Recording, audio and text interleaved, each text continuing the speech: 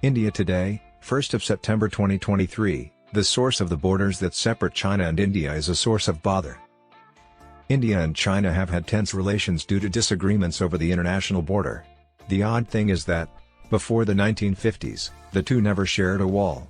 An expansionist China's conquest of Tibet was the first step toward the problem. The fundamental source of the conflict is the 3,440 kilometers long, ill-defined boundary between China-occupied Tibet and India. The western, middle, and eastern parts of the edge are separated. The Indian states bordering China include Himachal Pradesh, Ladakh, Sikkim, and Arunachal Pradesh. The first boundary dispute record following the Chinese occupation. China and India have been connected historically for over 2 millennia. The Silk Road serves as proof of such. At most, border disputes date back to the 19th century, making their history relatively recent. India and China first mentioned their borders in 1865, when W. H. Johnson, a civil officer working on the survey of India, proposed the Johnson Line, which included Aksa-i-Chin in Jammu and Kashmir. But China, still ruled by the Qing dynasty, rejected it, insisting that the area belonged to Xinjiang. The British mess and the McMahon Line. To resolve territorial disputes and draw a distinct border between British India and Tibet, delegates from China, Tibet, and British India convened in Simla, now Shimla, in 1913 to 1914. After the rebellion in 1911, imperialist rule was ended in China. The recently established Republic of China lacked the power to firmly develop its demands at the bargaining table. Furthermore, Tibet recognized China's suzerainty, limited self-rule, until the 1911 revolution. However, Tibet declared de facto independence following the revolution, to which the Chinese objected.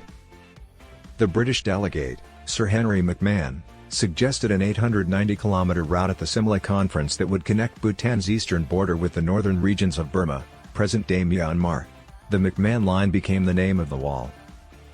Drawing this boundary served the British interests more than resolving the border conflict.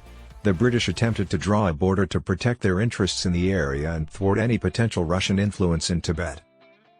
A draft convention was drafted and approved on April 27, 1914, by all three parties. The Dalai Lama's designated agent for Tibet, Plyur Dorje Shatra, and Sir Henry McMahon were the only ones to sign the final document. The Chinese delegate, Chen Yifan, objected to the new position, arguing that Tibet was not a sovereign nation and lacked the power to choose its borders. At the end of the conference, Chen turned to leave. Even after marking the McMahon Line, the British generally avoided Tawang, allowing the Tibetan capital of Lhasa to rule over it. Communist China enters and occupies Tibetan Free Nation.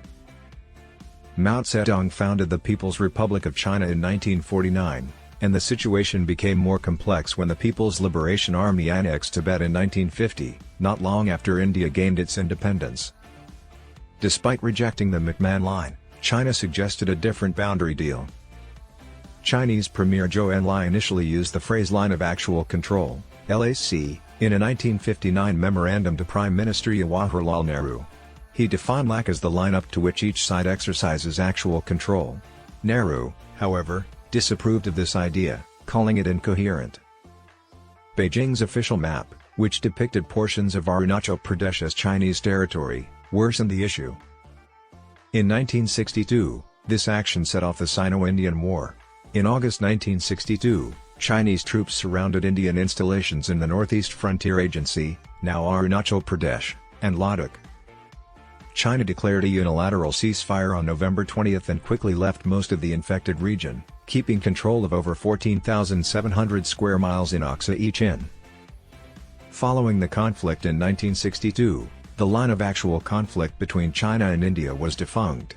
The LAC, however, is an ill-defined border viewed as merely a concept by both nations because they each interpret the line differently and frequently argue with one another. China refers to Arunachal Pradesh and Aksa-i-Chin, which it calls South Tibet, as its territory, while India views the McMahon Line as its interpretation of the LAC. New unlawful insanity maps of China, new tensions. China has recently proposed revised maps that have rekindled the boundary conflict. For example, China's Ministry of Natural Resources produced a new standard national map in August that included areas of Indian territory, such as the Aksa-i-Chin Plateau and Arunachal Pradesh. India strongly objected to this through diplomatic channels. China's simple inclusion of other nations' regions on its maps, according to External Affairs Minister S. Jaishankar, means nothing.